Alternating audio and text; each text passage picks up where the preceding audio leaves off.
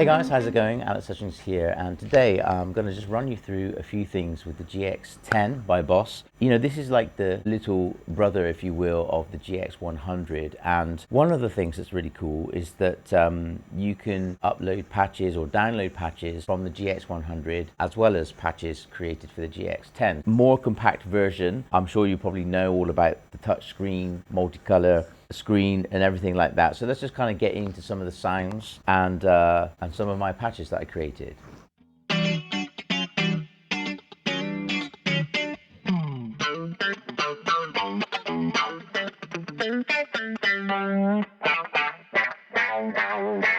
So this one was just what I call choppy rhythm. You know, I like that kind of Daft Punk, that's the one, yeah. Just a nice funky rhythm that kind of works in a band setting or even studio. With a nice tiwa, and it responds to your pickups quite well. So I've got it on a split pickup here. If you make it humbucker, it pushes it more and it's more responsive.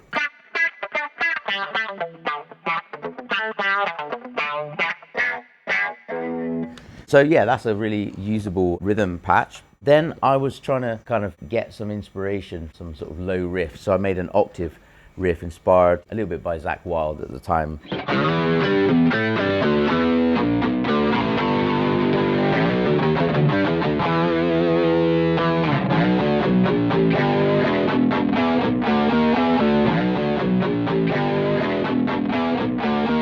And then just with the lead tone, next, a nice wah.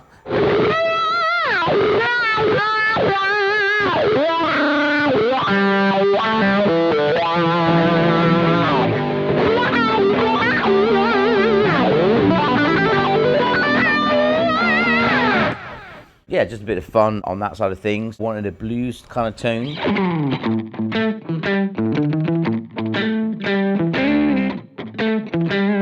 If you hit the control pedal, you get that nice kind of gain from it as well. So in fact, let me just loop that bar.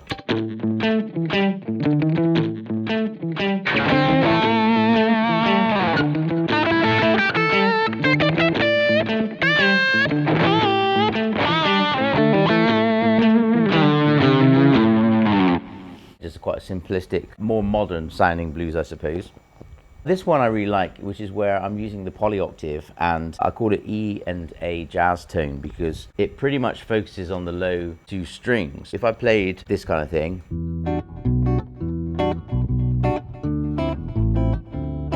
you can still get the chord out, but get more of an octave tone on the bottom. If I were to loop something like that, I would go like this.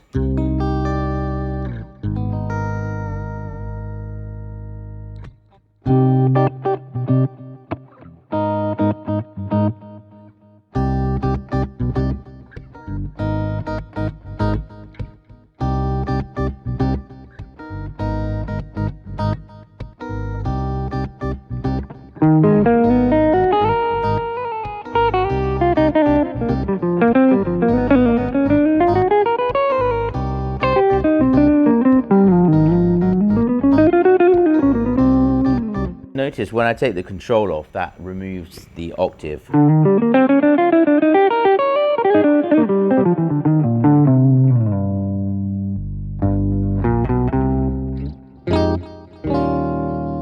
So that's one you can have some fun with. Then I've got a similar idea here, but with more of that rotary sound. And the C1 is there just to add that kind of fast Leslie effect.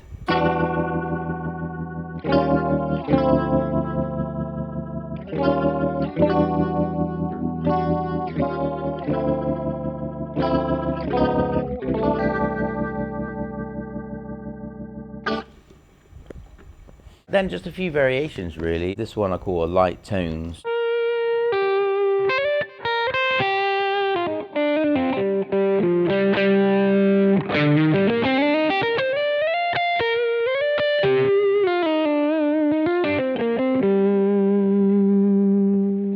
So yeah, kind of a lightly overdriven sound, a more overdriven lead tone.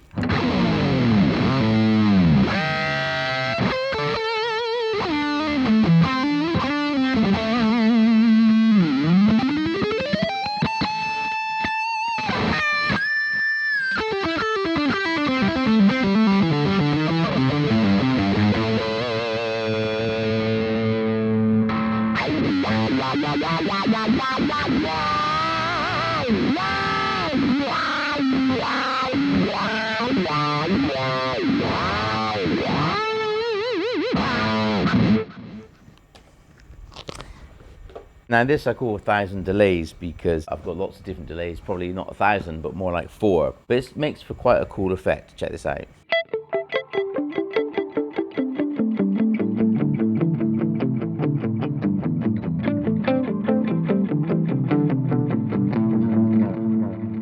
When you press the Control 1, it just gives you a nice overdrive over that sound.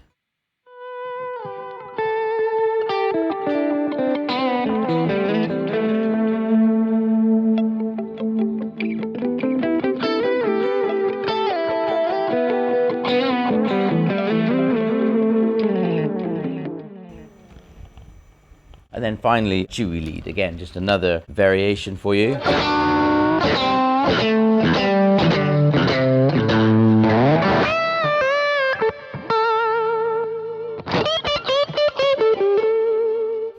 And it's one of those sounds that, you know, if you play softer and louder, it kind of responds quite nicely.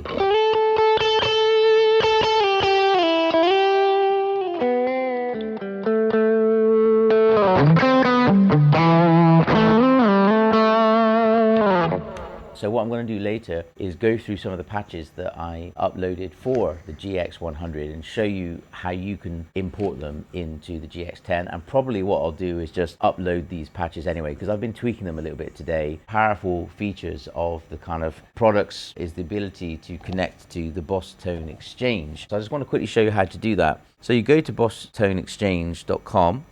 You can pick your product or your amp type, multi-effects. Let's go to multi-effects. But the great thing is they are cross-compatible.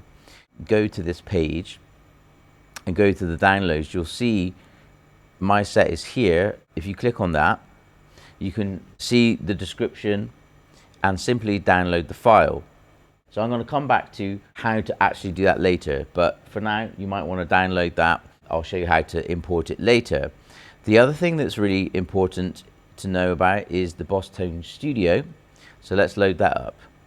Now we're connecting via USB-C. Once it loads up, you'll see you get this great screen, which is replicating the touch screen as well. Yeah, let's get into it. Very simple, you know, you can just select your amp type, change the gain.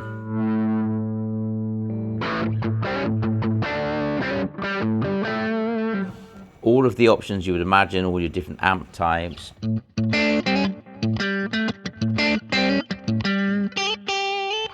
Mess around with your delay types. You know, if you're someone that prefers to do it on the computer, then it's a very convenient way of doing it. If you want to grab any of the other effects from up here, let's say prime chorus, you just simply drag it down.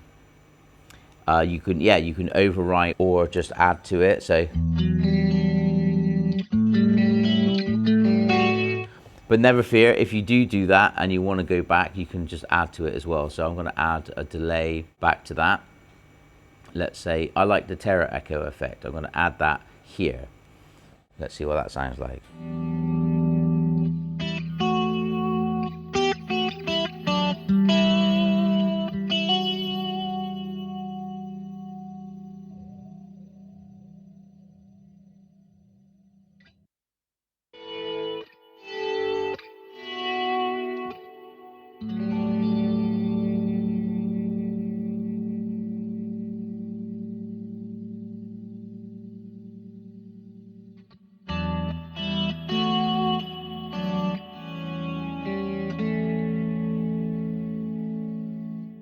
Okay, so let's say you've messed around with your sound and you want to save it.